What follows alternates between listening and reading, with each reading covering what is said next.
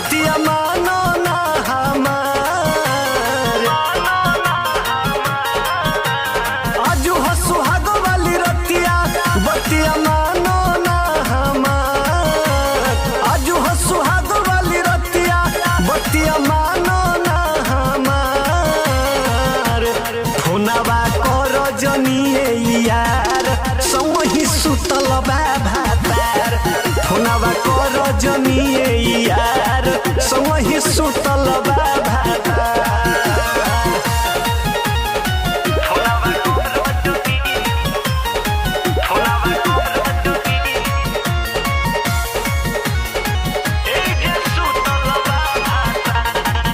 खुशिया तमाम मिलल होता दोसर काम हो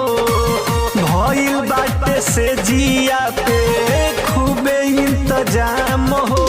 सैया के नाम में बठतिया मुड बिगाड़ो ना बर्बाद सैया के नाम में बटे खतिया मुड बिगाड़ो ना बर्बाद फोनवा करो जनिए यार समही सुतल बा भातार फोनवा करो जनिए यार समही सुतल बा भातार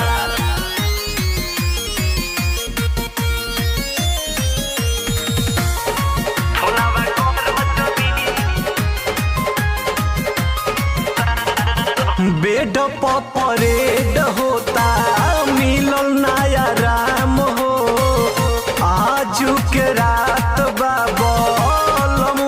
के नाम हो डरे मोरा धड़ के लखतिया जानी जाई पूरा परिवार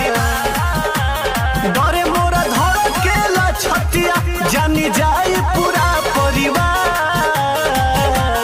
फोनवा करो जनिए यार समही सुतल बा भातार फोनवा करो जनिए यार ए जे सुतल बा भातार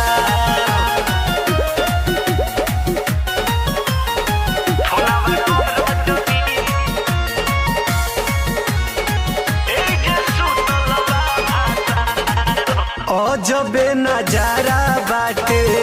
करी का बखान हो जाके सुतया जू जनी कर परेशान हो